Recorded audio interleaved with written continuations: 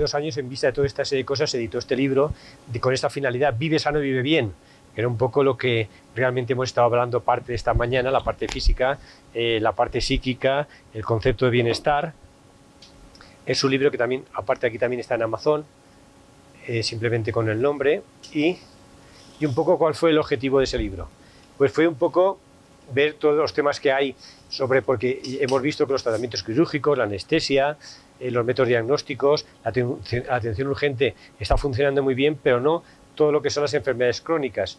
Entonces fue plasmar ese cambio de modelo en la medicina, y con la experiencia que teníamos de que realmente la asignatura pendiente eran las enfermedades crónicas, y sobre todo con un estudio personalizado de los hábitos de vida, planta medicinal, acupuntura y demás, teniendo todo esto hasta acabar, y con ese, digamos, acabar hasta la terapéutica que hiciese falta, y con el concepto también integral. Nos repetimos, pero es bueno porque así, de esa forma, queda claro lo que queremos. Y, por supuesto, también pues siguiendo esos criterios que decíamos, la medicina integrativa, con la colaboración activa de la persona, centrada en la prevención, mantenimiento del estilo de vida, nutrición, ejercicio, control de estrés, bienestar emocional, tratamiento basado en las evidencias científicas y que estimula la capacidad. O sea que hacemos un compendio de todo lo que habíamos estado planteando esta mañana, y que realmente pues queríamos hablar de esa, de la medicina que, a mi criterio y al criterio también de varios compañeros, porque no es un libro que escribí yo solo, yo lo escribí un 60%, pero un 40% también participaron gente de primer nivel, ahora lo diré, y con ese concepto integrativo, y que ajustando todo pues eso a nivel individual. Este es el índice de los capítulos, pero luego el profesor Rómulo Rodríguez Ramos lo tenía que hacer él, era un poco por la visión que tenía, quedó muy bien. Yo hice una introducción también para cuestionar todo esto que estamos diciendo aquí. Hubo un capítulo de medicina ortomolecular, lo hizo un compañero, Antonio Marco Chover, reconocido a nivel de España, tiene también varios libros. El segundo cerebro lo hizo, del aparato digestivo lo hice yo. Después lo de la mente lo hizo Tomás Ortiz Alonso. Es un psicólogo, pero jefe de departamento del Departamento de Psiquiatría de la Complutense de Madrid. Es un fuera de serie, viene mucho también por aquí, por Latinoamérica, y creo que era la perfecta para... El ejercicio, por supuesto, tenía su capítulo, lo hice yo y una colaboradora mía, Rosa del Toro, que hizo lo de nutrición y también lo de un máster sobre el ejercicio físico, muy buena. Y luego también un poco en la parte de la farmacia de la naturaleza, como yo le llamé, pues ahí por una parte la homeopatía la hice yo, y las plantas medicinales, pues dos compañeros y amigos, Gerardo Stubin y Juan Bautista Peris, conocido también por Rómulo, de la Universidad de Valencia, en la Facultad de Farmacia, con varios libros. Y después un poco de acupuntura, y trabajé con Rigol, que es un cubano fantástico en acupuntura. Y bueno, en varias cosas, ¿no? Porque el libro de El Rigol es el libro de ginecología clásico de Cuba, o sea, no se llama de ginecología, se llama El Rigol, es todo un maestro. Y yo ahí también participé con él. En el ozono, pues José Luis Cidón, un médico de Madrid, muy experto, y también en neuralterapia, que es una cosa que os lo comentaré, aquí sé que la hacéis, y creo que es una técnica también de curación muy interesante, muy fácil y muy barata, y con David Viñes, que está en Barcelona. Y por supuesto también terapia rápida, Rafael García Chacón, que también lo conocéis, estuvo aquí dando clase el otro día después de la que os di yo de homeopatía, y las conclusiones que eran importantes, o sea que son 10 capítulos, un prólogo, una introducción y una conclusión, un poco pues dando ese perfil también para los compañeros que no tuvieran conocimiento de este tipo de terapias, y también para la gente en general se resituara a dónde queremos ir y dónde pensamos que van a ir los problemas, sobre todo en enfermedades crónicas. Y luego aquí comentaros un poco, se ha comentado, pero yo creo que entre todos llegaremos, y a ver un poco Rómulo también lo que dice, que en un poco que necesitamos un cambio de paradigma, porque vemos que todos los países realmente pues meten más dinero, cada año meten más dinero, pero sin embargo los resultados no son buenos. Los resultados, pues lo que decíamos, la atención urgente, la cirugía, las pruebas complementarias, fantástico, pero sin embargo las enfermedades crónicas son un desastre. En España somos 45 millones. De los 45 millones de habitantes, 20 millones de personas tienen la mitad, casi el 50% de una enfermedad crónica. Lo que esto supone, enfermedad crónica con sus correspondientes médicos. Y en pasando 65 años, una media de 4. El que tiene 4 porque no tiene ninguna, y entonces ese tiene que tener 8. O sea, una media de 4. O sea, cifras espectaculares y más con todos los efectos iatrogénicos de las enfermedades. Esto supone que el 80% de las consultas de atención primaria se las llevan los crónicos y un 70% de los ingresos hospitalarios. Es decir, esto es insostenible económicamente y afortunadamente para nosotros que decimos esto, pues ya tenemos un 5% de cada año que se duplica. O sea, cada 5 años, perdón, se duplica la información, lo cual hace, como decíamos a última vez esta mañana, pues que tengamos una serie de miles de trabajos de científicos de investigación que defienden y avalan, no nos quieren oír, pero ahí están. Una segunda paradoja es los factores determinantes de la salud. El sistema sanitario, fijaos, un 11% solo. El estilo de vida un 43%. El entorno un 19% y la herencia genética un 27%. Pero estos datos que os doy aquí yo, estos son antiguos. Fue Mark Lalonde, ministro de Salud de Canadá, que lo hizo en el 74, aproximándose a la realidad, muy buenos, han estado trabajando prácticamente hasta ahora, pero que luego, y además un poco sacó también como buen ministro, sacó la contradicción que está entre la estructura y el gasto público. A la asistencia médica se le dedica el 90% y influye en un 11%, y sin embargo el dinero para la salud y estimular el mejor estilo de vida, que son un 43% según en aquel momento, solamente un 3%. Aquí está dibujado esos porcentajes, es decir, veis que el sistema de un 11%, pues se lleva un 90% y sin embargo el estilo de vida y demás, pues prácticamente se lleva un 10% entre la biología, todos los temas de investigación a nivel de la genética y después el entorno del estilo de vida un 2%, o sea, muy poquito. Pero bueno, lo interesante es el cambio que ha habido en estos momentos. Actualmente, viéndose que no se podía distinguir ese tema apartado genético entre lo que era genético en sí y lo que eran las costumbres familiares, pues se hizo un nuevo estudio, además de lo que hoy en día se llama irrefutable científicamente, con más de 500.000 personas y sus familias en el Reino Unido, Inglaterra, y la información incluyó incluso a los familiares consanguíneos y adoptados, para ver todo esto, es decir, qué pasaba también con esas costumbres familiares. Se trabajó sobre 12 enfermedades comunes, como la hipertensión, enfermedades cardíacas, el cáncer, enfermedades neurológicas, o sea que fue un estudio muy serio. E incluso se quería contrastar este primer informe de Lalonde, a ver qué pasaba y discriminar todos los temas genéticos de las costumbres familiares y del hecho de vivir en el mismo sitio, como podía ser con los adoptados. Las conclusiones fueron las siguientes: que la importancia de la genética había sido exagerada en un 47%, de un 27% quedó reducida a menos de un 20%. Aquí pone la fuente donde se hizo el trabajo de investigación, la Universidad de Edimburgo, y se publicó en el 2016. El estilo de vida se quedaba en un 62%, antes era un 43%, el otro era un 27% y se quedó en un 12%, por eso te dice que disminuyó casi la mitad, y luego el medio ambiente se quedó más también el 15% y el sistema sanitario se siguió quedando en el 11%. Es decir, que disminuyó la cuestión genética y aumentó el estilo de vida. El medio ambiente muy poquito. Aquí lo tenemos puesto, pero vemos que nos quedamos con los mismos sistemas sanitarios, pero que lo más importante es que todo lo que es el estilo de vida ha llegado hasta un 62%, es decir, mucho más que ese 43%. Es decir, se matizó, pero que son temas muy interesantes para que vayamos cuánto influye el estilo de vida. Y la tercera paradoja y última es que muchas enfermedades se curan solas, simplemente hacer medicina naturista y que estimula la capacidad de modulación, de regulación. Debemos de potenciar esta capacidad. Nos ayudan la inflamación y la fiebre, lo habíamos comentado antes, es decir, que sabemos que normalmente en medicina más convencional, por lo menos en mi país, lo que hace es que enseguida damos antiinflamatorios, damos antitérmicos y lo que hacemos es que disminuye esa capacidad. Entonces debemos de vigilar, debemos de regular, pero no debemos de cortarla de entrada si vemos que no es necesario. Por supuesto, es preferible prevenir que curar. Son palabras que parece que suenan huecas, pero hay que decirlas y hay que asumirlas, porque es que si no, realmente no lo hacemos.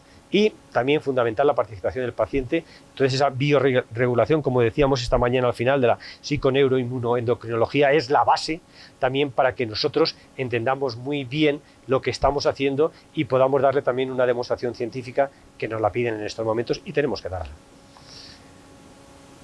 Dicho estos cambios de paradigma, no sé lo que tú piensas de lo que aquí más o menos era por lo menos lo que tú nos diste en Valencia era diferente, ¿no? Un poquito, aquí a mí me gustaron porque están tasan bastante y todo lo que se pueda medir. Incluso me gustó mucho también el tema del nuevo estudio que perfecciona o matiza el de Lalón. Yo creo que es un tema que más o menos está ahí, que como todo esto de las paradigmas lo podemos buscar por mucho, pero lo que está claro es que todos estamos en la necesidad del cambio, ¿no? En esa necesidad del cambio y demás.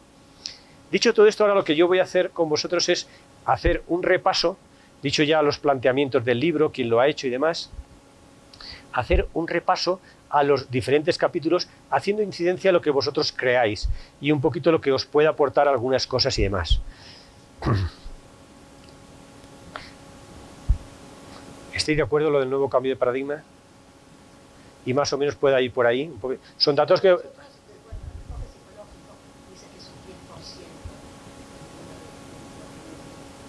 Bueno, aquí ahora ya lo deja en un 15 o en un 12, pero antes estaba en un 27, sí. Prepara muy bien las costumbres.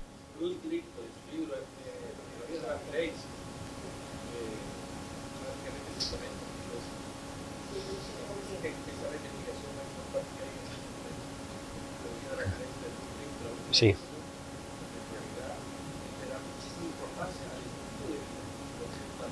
Sí.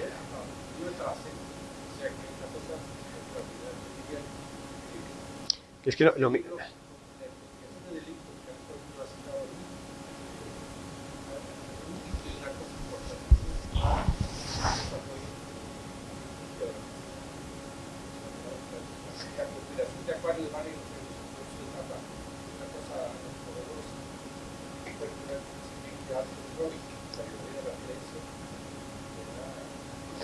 yo creo que en el fondo ya es...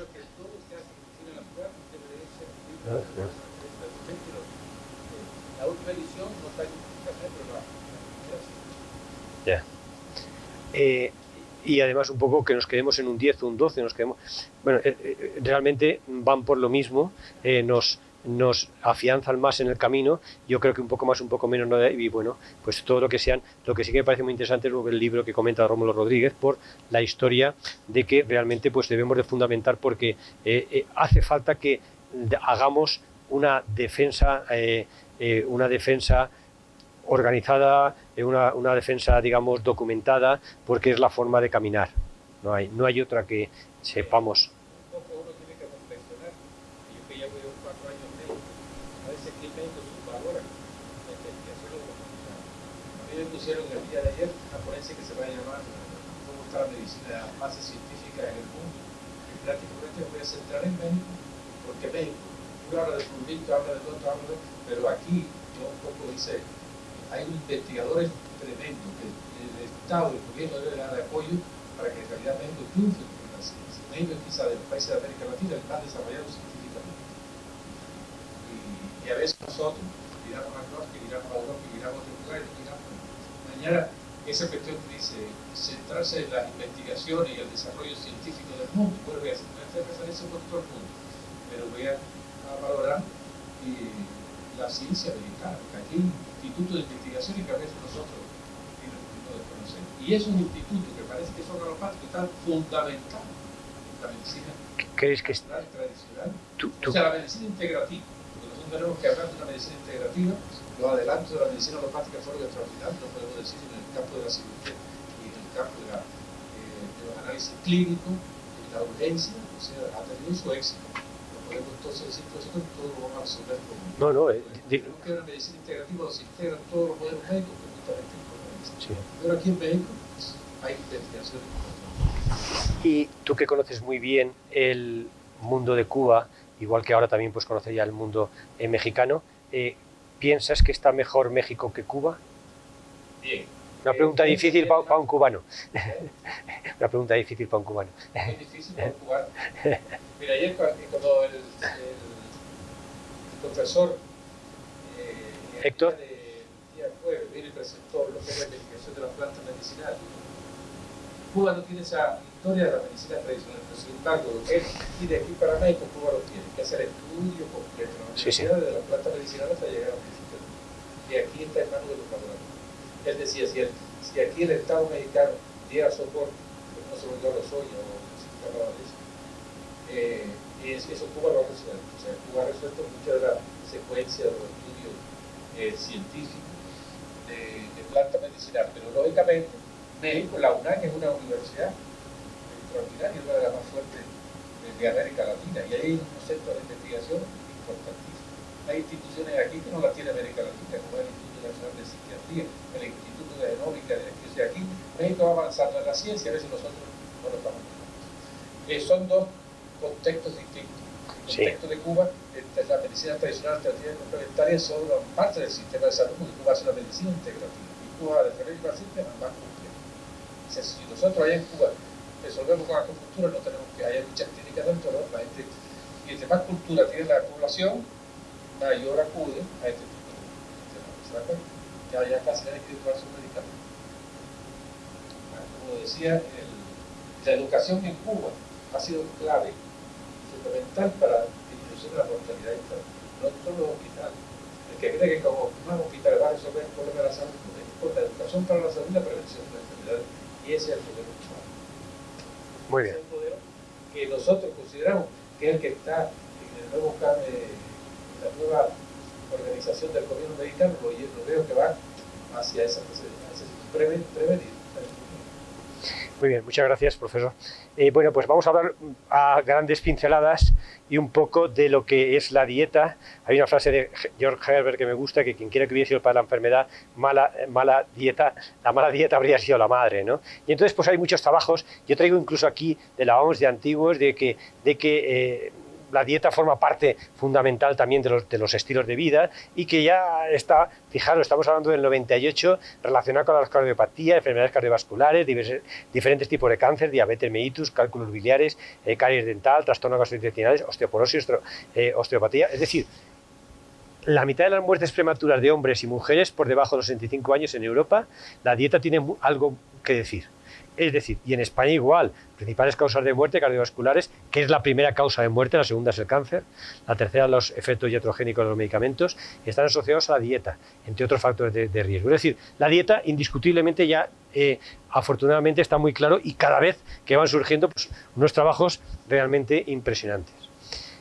Nosotros las características anatómicas vemos que nuestro canal alimenticio se parece más a los animales herbívoros por la mandíbula, por los dientes, por la saliva. La de los herbívoros es alcalina y contiene pectialina y la de los que le permiten digerir los almidones, que es como la que tenemos nosotros, y sin embargo los carnívoros, la de los carnívoros, animales carnívoros, es ácida y no contiene pectialina. Es decir, cosas nosotros muy similares de nuestro tubo digestivo a los animales herbívoros. Lo que pasa que con el tiempo nos hemos hecho omnívoros y entonces, bueno, podemos hacer, pero no debemos de perder la vista de ser predominantemente vegetarianos. Yo ya no entro un poco en cada uno si quiere ser vegetariano, que si quiere ser vegano, con toda esta serie de cosas, creo que, pero sí predominantemente y por supuesto en problemas serios ya, cuando tenemos una enfermedad, ahí sí que realmente ya tenemos que ser en esa fase por lo menos mucho más rígidos. La vitamina A y D ya lo vimos, pero que realmente está en muchos alimentos. Otra cosa, como veremos adelante, es que el cultivo de los alimentos a día de hoy ha perdido muchos nutrientes debido a cómo se hacen, ¿vale? Pero que aquí un poco las vitaminas están y luego pues un poco la vitamina B12, que es un poco la que podemos tener, que es de origen animal, pues hay algunas algas que lo tienen, depende un poco en el tubo digestivo, como dicen en la India, pero porque comen a veces toda la verdura que no está excesivamente limpia. Pero bueno, yo creo que sí que lo que hay que hacer también es, el que sea estrictamente vegetariano, pues un poco unos controles de vez en cuando para ver exactamente cómo lo hacen hoy, si no algún suplemento, es decir, pero si no, lo debe tener en cuenta.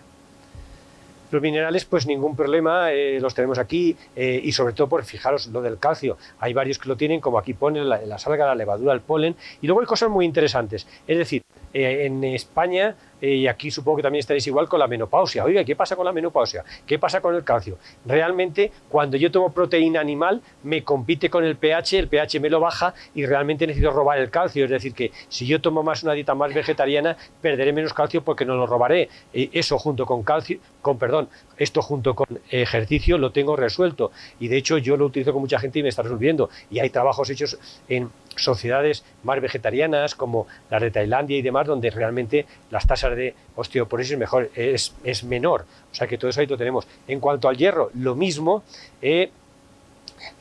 siempre y cuando pues saber ciertas cositas, como cuando yo tomo hierro o tomo alimentos que toman hierro, siempre la vitamina C. La vitamina C favorece el paso de férrico a ferroso, que es el férrico es el que está más en los vegetales. Eso es una cosa que tenéis, como si alguna vez tomáis un suplemento de hierro y veis que no tiene vitamina C, tomarlo con un cítrico, con un kiwi, con lo que sea, porque realmente la absorción es mucho mayor.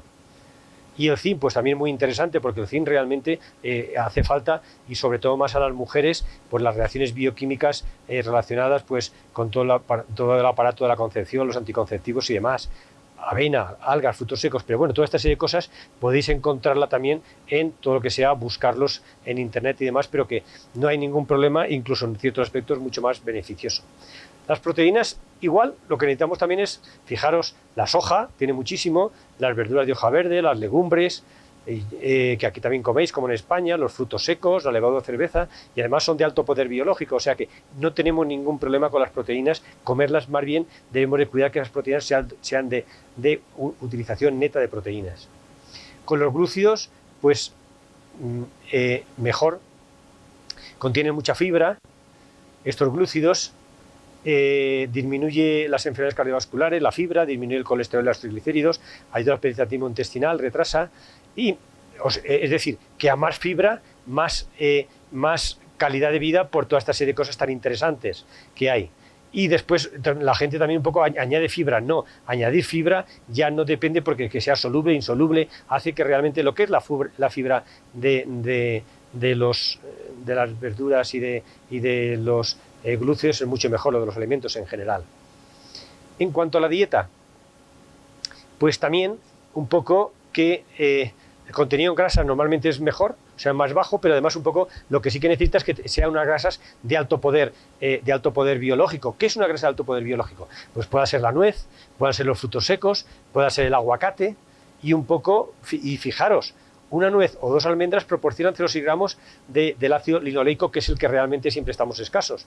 Lo mismo que un huevo, lo mismo que 1,25 litros de leche, lo mismo que un filete de vaca, de 300 aquí, lo mismo que harina de salvado. Es decir, que realmente, si sabemos elegir los alimentos, podemos tener una alimentación de alto poder biológico y además ser sana para nosotros. Y bueno, o sea, un montón de estudios, menos colesterol, menos proteínas, menos cáncer de colon. Allá, yo no sé si aquí tenéis adventistas del séptimo día, es una religión, supongo que sí que hay muchos. Sí, pero ahí también tenemos nuestra zona. Entonces, como son vegetarianos, se hacen muchos trabajos de investigación con ellos, y entonces pues es interesante.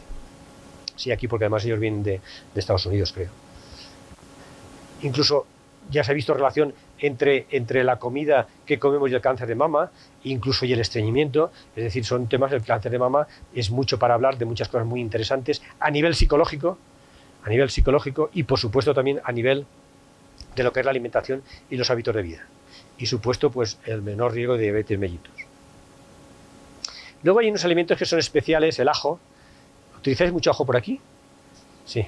Bueno, también tenéis aquí, pues reduce el colesterol, triglicéridos, fibrinógeno plasmático, agregación plaquetaria, lesiones aritomatosas, y encima después incrementa el colesterol bueno, la actividad fibrinolítica para que no hayan coágulos, el tiempo de coagulación sanguínea que sea mayor, y luego también tiene selenio, ese oligoelemento que tanto falta nos hace. Es decir, son alimentos que yo diría que son casi medicamentos y muy interesantes, y además tienen mucho trabajo de investigación. Hay yo leí que me hizo mucha gracia, que decían que las pirámides de Egipto que le deben mucho a los ajos, porque le daban mucho a todos los esclavos que aguantasen más tiempo antes de morirse mientras arrastraban las piedras. Entonces un poquito el tema, pues un poco en plan, en ese plan, pues que estaban allí, me hizo un poco gracia, pero un poco fuerte. Luego las algas también son fantásticas. No sé si aquí utilicéis algas o no. Yo sí que en algún sitio sí que he visto que han metido algunas algas y demás, pero bueno, luego también hay que ver las que sean de sabor agradable, porque si las algas no... tienes que tener un concepto de alimentación y de saber, porque aquí a veces es los conceptos y los hábitos los que detienen. Las de Kel o Wakam tienen un sabor muy agradable, contienen muchos minerales. La de kombu también es muy sabrosa. La espirulina viene aquí de un lago mexicano, que realmente Yo no sé cómo está en estos momentos. En España hay demasiada alga-espirulina, pienso que se vende con poco criterio de calidad. Entonces, pero que bueno, fíjate, contiene los 8 aminoácidos esenciales. El linoleico, el bismuto, ¿no? Los grupos de vitamina B, los betacarotenos. Entonces, no le puedes pedir más. Es un lago que había no recuerdo el nombre del lago donde se cultivaba las algas espirulines aquí en México. Soy Dominico. Y sí.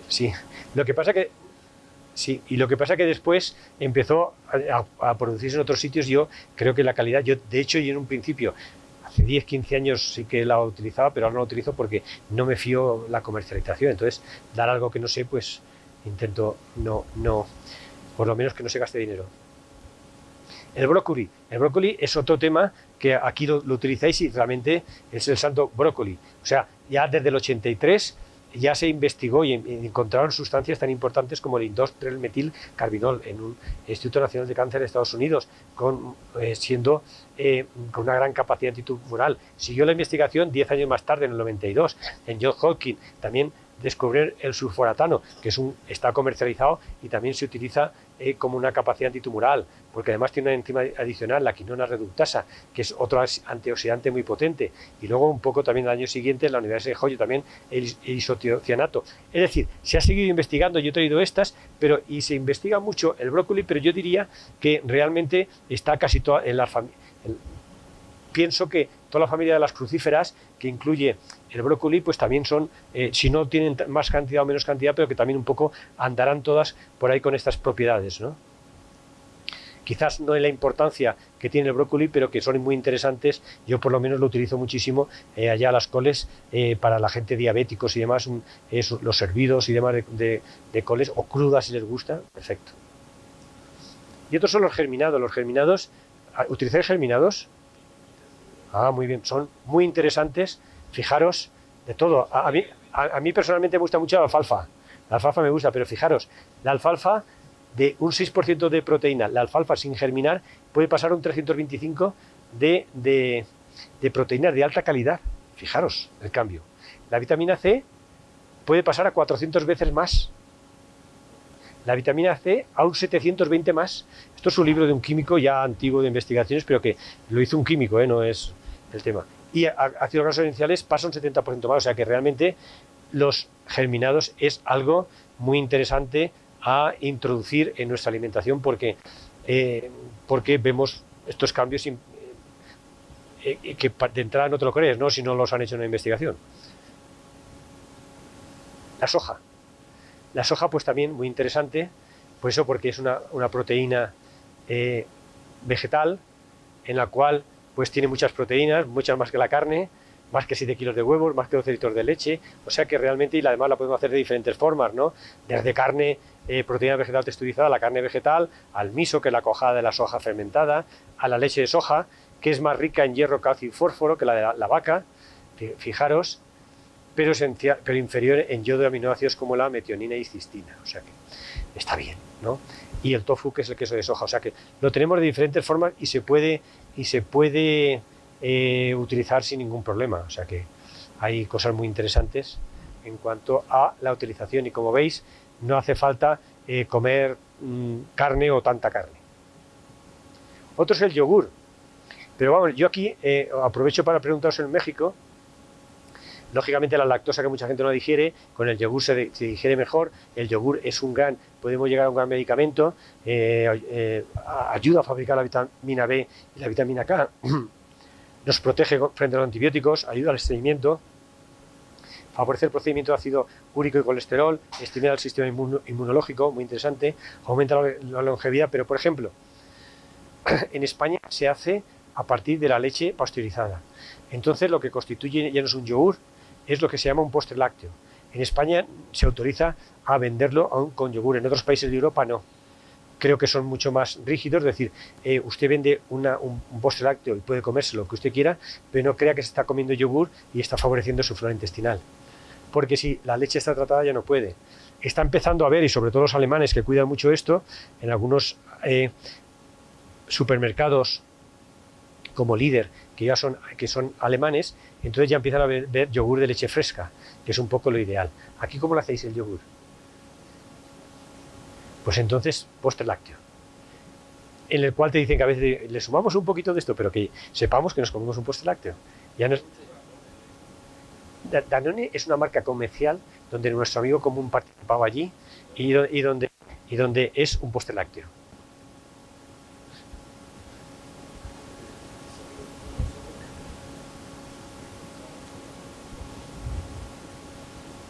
Esto es nuevo, lo de empezar a decir lo que ya era hora, que es un postre lácteo o no, ya empiezan a decirlo.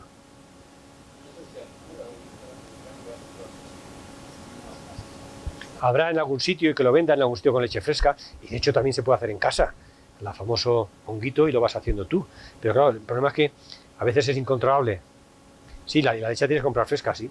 Con la otra puedes hacerlo, pero ya no es lo mismo. O sea, es que tengamos claro que ya entramos en un terreno un poco desconocido. Y bueno, también quería nombrar, esto me lo comentó Rómulo, que trajera lo del ayuno terapéutico. Sabes que allí en un balneario igual lo ponemos ahora como se ha comerciado, creo que te lo comenté, ¿no? Que estuvimos allí de casualidad. Y un poquito el tema, porque yo creo que es interesante. Nosotros en el máster a todo el mundo hacíamos un ayuno, y recuerdo que una de las veces cuando invitamos a dar clase al profesor Rómulo Rodríguez, que venía allí de Cuba, y entonces le decía, hombre, vengo de Cuba allí y yo normalmente aquí me gusta mucho España, la buena comida y demás, y me traéis aquí a un sitio aquí a ayunar. Luego lo compensamos, pero lo aguantó estoicamente, estoicamente ya, el destino.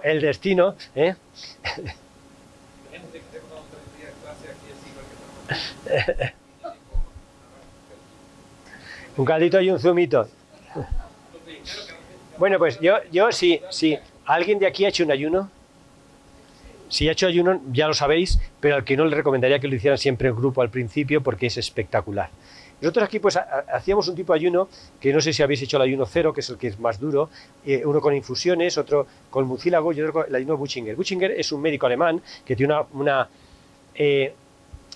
un balneario, sanatorio en Alemania, y también en España, en Marbella, donde van toda la gente de mucha pasta, porque cuesta mucho dinero estar 15 días allí, no pueden usar el teléfono, entonces pues van y se regeneran de vez en cuando. No, nada peor. Y es muy sencillo, pero está ahí al lado del mar, pero... Vargas Llosa es una nueva mujer, van periódicamente, la Carmen Sevilla en su tiempo, o sea que siempre están, y bueno, era interesante. Nosotros utilizamos el ayuno Buchinger, ellos lo sabían y demás un poquito el tema, y ahora os cuento un poquito porque, para que veáis lo que hacíamos. Esto, en el ayuno en una fase 1 consume la glucosa, dura 24 horas, fenomenal, y a partir de ese día es cuando puede llegar hasta 40 días y ya pasan otra serie de cosas, un estímulo por el hipotálamo, las terminaciones nerviosas, el páncreas, suprarrenales, y aquí ya empiezan a consumir ácidos grasos, y las proteínas se pueden consumir durante pocos días y decrece después su consumo. Pero podemos perder proteína, por eso nosotros siempre hacíamos un corto espacio de tiempo. A mí me costó un poco convencer, ahora Paco Verdú me da razón, entonces de pocos días y sobre todo con mucho ejercicio, incluso para medir la masa muscular, para que no se pierda, porque si perdemos todo lo que hagamos que pierda masa muscular, mala cosa. No es ni un adelgazamiento ni cualquier cosa, porque la masa muscular es salud, entonces eso no se debe perder.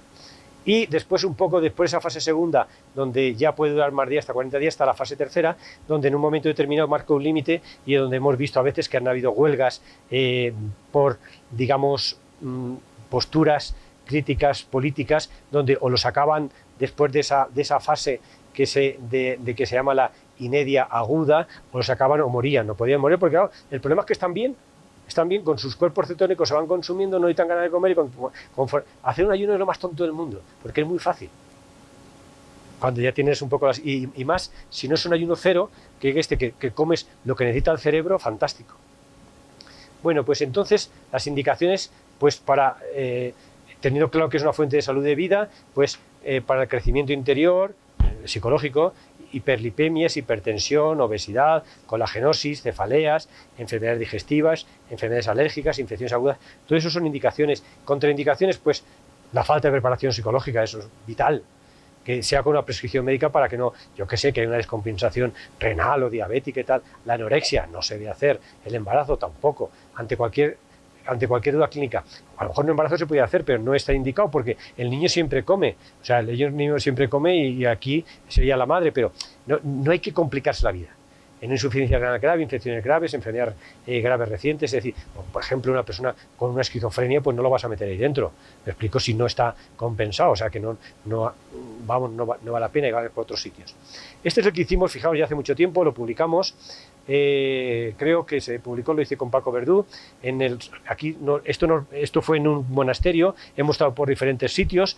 Este es un monasterio que está muy bien allá en Gilet, y eran unos 20 participantes, luego se quedó en 18, y un poco, pues, mira, esto es lo que hacíamos durante el día. Por la mañana se hacía el saludo al sol, que era muy interesante, después a las 9 de la mañana hacíamos toma de tensión, la gente se midía también cuerpos cetónicos para saber que estaba allí en ayunas, relajación, después estiramientos, clases teóricas PNL, supongo que ese sería que tú dirías, sí, porque si no, damos diferentes clases para que y teorías para que la gente lo estuviera haciendo, y según quién venía, porque lo hacíamos entre nosotros mismos, según quién venía, pues lo hacemos. Paseo, tiempo libre, comida, descanso, más clases teóricas, merienda, un zumo de infusión, yoga por la tarde, reflexología, podal, clases teóricas, tiempo libre, consulta, cena por la dieta y coloquio, pero más o menos para que la gente estamos muy entretenidos. También.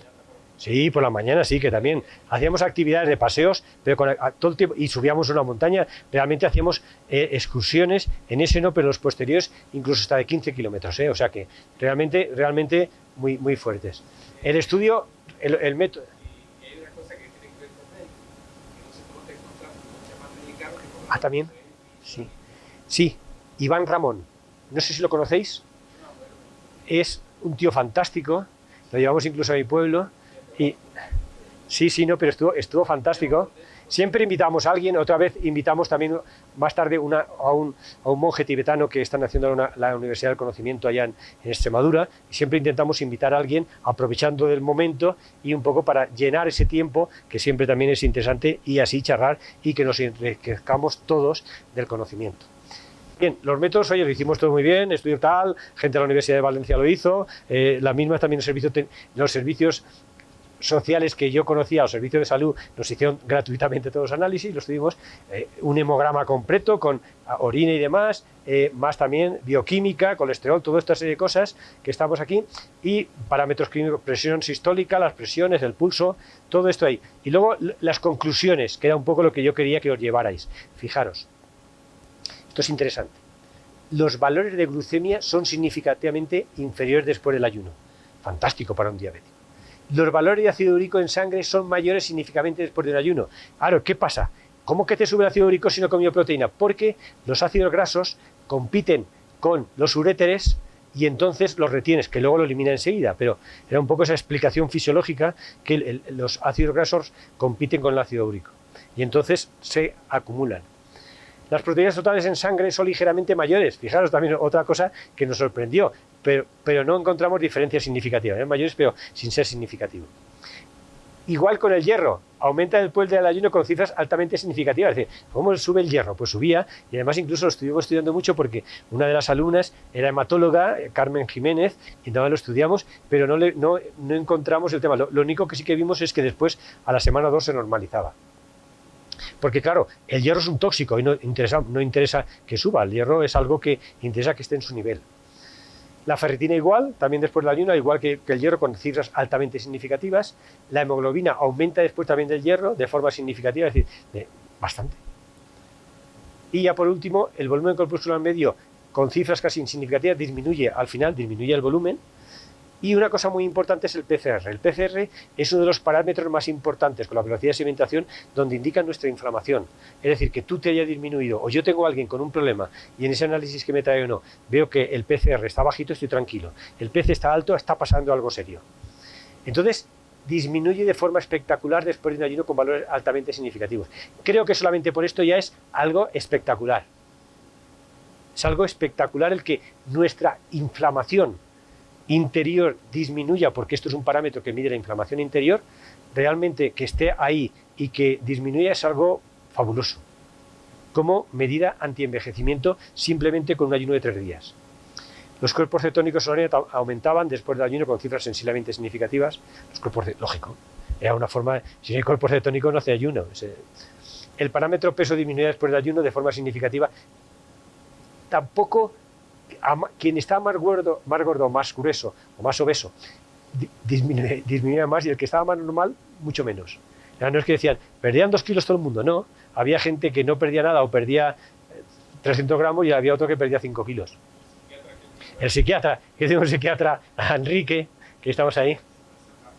Sí, sí. Bueno, pero sí. Sí que perdió. Sí, que perdió. En este tipo de ayuno Buchinger de corta duración no se produce de forma clara el paso de la fase de ayuno 1 a la fase de ayuno 2 de consumo de grasa, ya que continúan ingiriendo azúcares, es decir, que en alguna gente no se perdía mucho. Al final del ayuno, con respecto a la sintomatología subjetiva, todos los participantes refieren un estado de bienestar general. No estudiamos generalmente esto, pero sí que lo preguntamos, que cómo se encontraban, y la gente realmente se veía que estaba psicológicamente muy fuerte, muy en plenitud, con muchos abrazos, mucho tal, con toda la gente en la despedida, y, creerlo, con ganas de seguir, alguna gente que se llevaba los calditos para seguir en casa unos días más. Yo quería que esto que habíamos conseguido nosotros medir de este ayuno, que lo vierais porque realmente os invitasen, y de hecho nosotros ahora, como el máster está un poco en stand-by ahora, entonces en estos momentos posiblemente en un balneario lo hagamos porque la gente lo demanda. Lo que pasa es que organizarlo no es fácil. Y sí, claro, en ese aspecto yo creo que vamos a ver, lo fundamental de un ayuno es limpieza física, pero sobre todo es la gran amplitud mental que tú tienes. Tú estás allí con una amplitud mental que el que se te ponga delante te lo llevas, porque estás en la nube, pero está aquí, pero porque también un poco el cerebro está bien, toma lo que le hace falta y está ahí. Y yo aquí también os quería traer la dieta depurativa de Bichter-Werner.